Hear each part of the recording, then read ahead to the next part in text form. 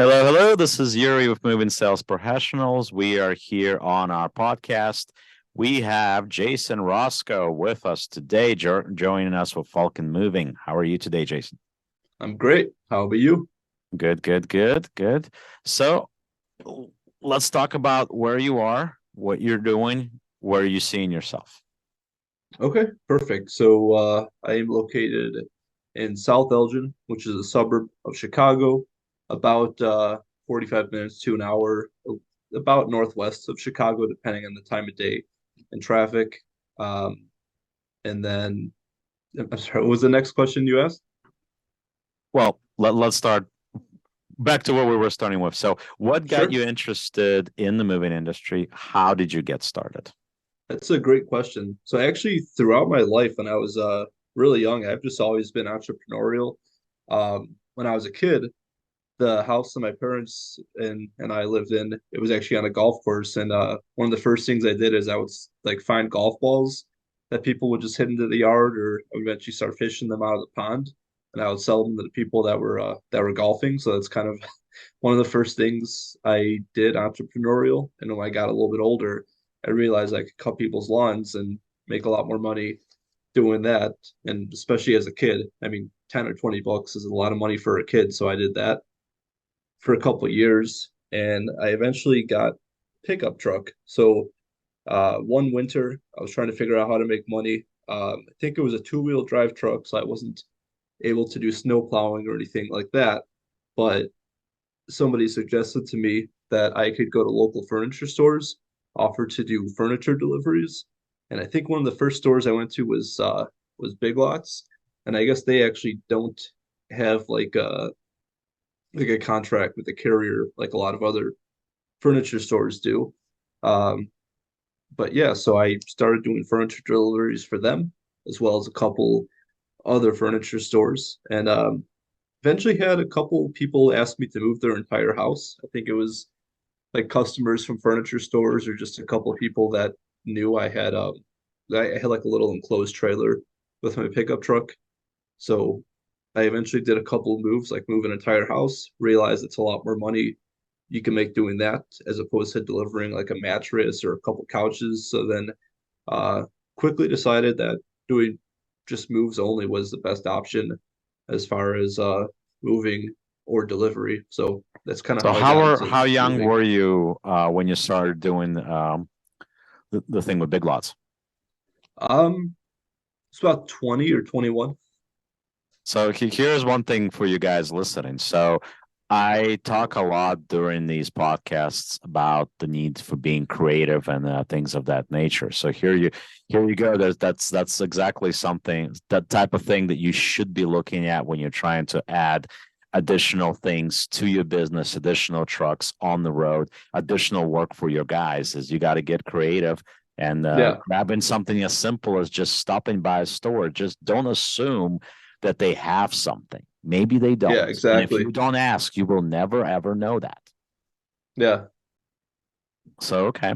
So, what would you say were some of the challenges when you first started and how did you overcome them?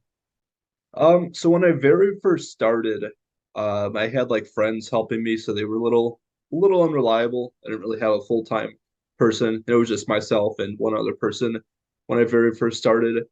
But I guess it was actually in some aspects it was a little easier that way because I was always there, so making sure things would go a certain way, and then it was relatively easy to have a friend or a different friend. They just had a bunch of people to choose from. But I would say once I started not doing the moves myself, not doing the deliveries myself, then that's where became challenges because at that point I had been doing the moves and deliveries for probably 2 or 3 years, and then not doing it, I would be entrusting people that were either brand new with it or just didn't really care very much. When I was very first starting, I couldn't really afford to pay people that much or have people full time because of the lack of hours. So I would say those are some of the challenges when I very first started.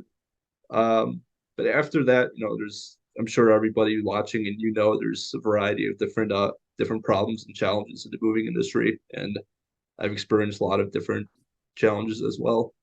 And I think that's something that all of us as owners in general have an issue with. It's about, when you have your baby, and you have to, it's about letting things go, letting some of the controls out of your hands. And that's always a problem because it's so important to have a person right there and there that's able to handle the same kind of responsibility that you've put on yourself for X amount of time. So letting go of some of the controls, it's a difficult thing to do. But as owners, it's something that we have to do sooner or later because sooner or later we need to take the next step because Yeah, that's exactly. you need to scale, you need to grow, you need to build and put the processes in place that are going to allow you to grow your business, whether it's moving or something else.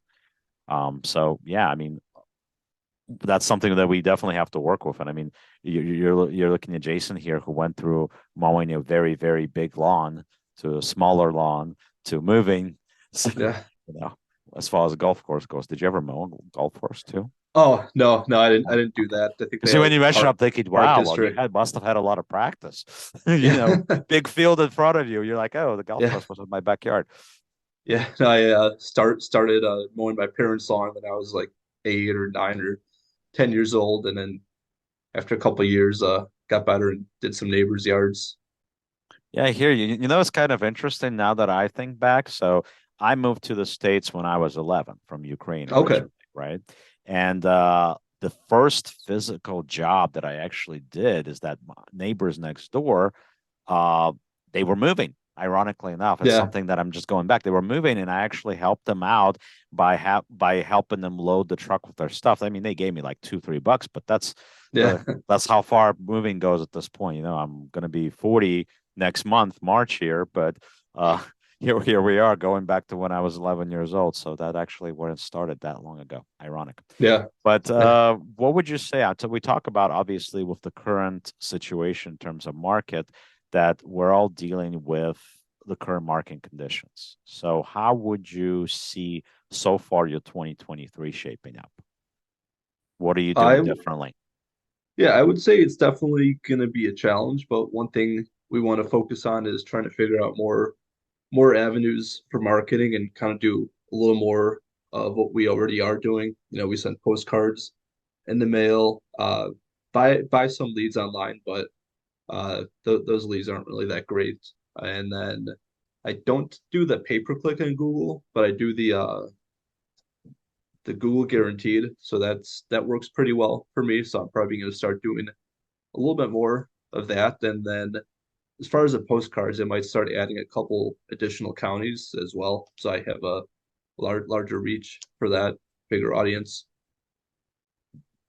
Yeah, and I think that's an important thing. Definitely, I mean, between per click and Google guarantee or any kind of guaranteed leads in general, it's certainly something that can help at Right. this point, and we deal with that a lot. But I think as far as leads go, while their quality is not what it used to be, and it's certainly lower than it used to be, it's still an avenue for a lot of companies, especially newer ones. I mean, you're a little bit more Okay. established. How long have you been doing it, Jason, at this point? About 6 years. Okay. So you've been doing it for a while. For the new companies, especially if you guys just came off the truck just very recently, you just opened. Unfortunately, for new folks, leads may be the way to go, at least to start off with. Because keep in mind, you don't have the following yet. You haven't had a chance to build reviews. You haven't had a chance to build a base where people are using you consistently.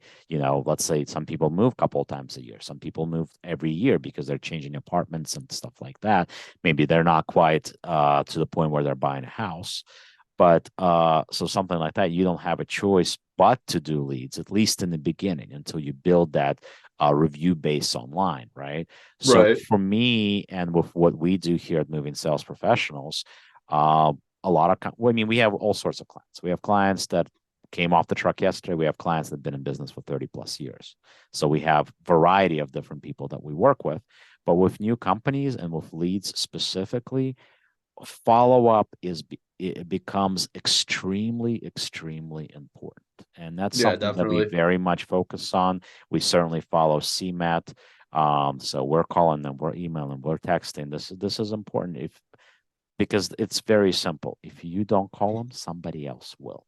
If you don't Yeah. email them, somebody else will. Yeah, If you don't exactly. text them, somebody else will. You have to do that stuff from the standpoint that you need to have the advantage. And the other thing too is that you're going to hear people say, I'm already booked. Don't stop there. Most Yeah. salespeople that are out there that don't have the training that my people have, that don't come from call center background like I do, to them, oh, okay, have a nice day. That's where it ends. No, you don't know what I'm already booked means. That can mean a variety of things. That can mean I got a quote, I looked at it, I'm thinking about calling them back, but I haven't actually put Yeah. a deposit down. Or in some cases, maybe I did put the deposit down, right? But reality is that I just got three other quotes and the numbers don't seem to match up. The quote that I got was too low or too high, but now I'm having doubts. But you won't know that if you don't ask those additional questions.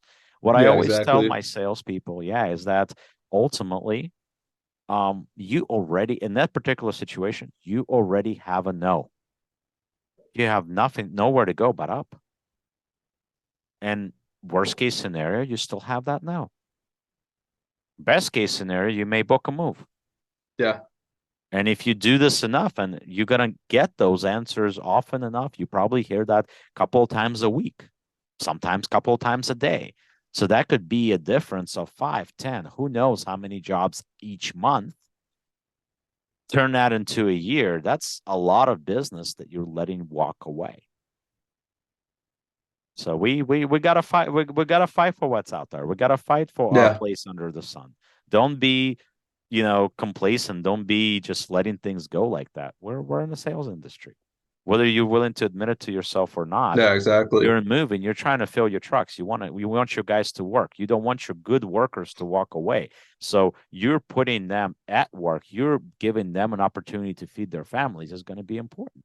And that Yeah. may require creativity. That will require some additional uh, asking those questions, some additional, you know, take an initiative. If you don't take that, you're not, where are you going to get in this world? I mean, for most of us, myself included, I came to this country, I had nothing.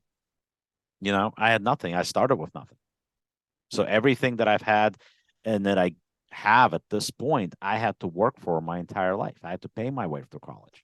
I had to do a lot of things myself. So do all of you guys. Whether you have a college education or not, it doesn't matter. The point is that most of us have not had a silver spoon or gold spoon in our mouth, and we have to work for everything we have. We have to build a future. We have to build something, right? If you have to build something, guys, you have to fight for it. Nobody's going to give it to you. Right. That's the reality. That's a Yeah, reality that we're living exactly. in today. So, we definitely want to make sure that we all build up, whether we're a smaller company or a bigger company. You can never, stay quiet in that way. You have to Right. get somewhere because reality is this. Besides the fact that I'm here, I'm building company, I'm feeding my own family, but it's not just that. Now you're really responsible for every single person that's working for you because they got to feed their families. So you owe it to them to take the initiative. You owe it to them to be creative. You owe it to them to do something that maybe other people in your area, other companies in your area that you're competing with haven't thought of. But once again, we're trying to get moving companies from across the country. So we're traveling towards Chicago today, and Okay. we'd like to be all over the place. So once again, Jason, it's a pleasure to have you on our podcast. I'm sure we're going to reconnect at some point in the future. We'd love to have you on again. And as the world moves on its own, let the Yeah. professional move yours. Yeah. Thank you for joining us for our podcast, Jason, and we'll have you again soon. And thank you for being on with us and continue liking, subscribing, and please follow Falcon Moving in Chicago, near Chicago, and support Jason Rosko and his company. Yeah, I appreciate it. Thank you so much. Thank you.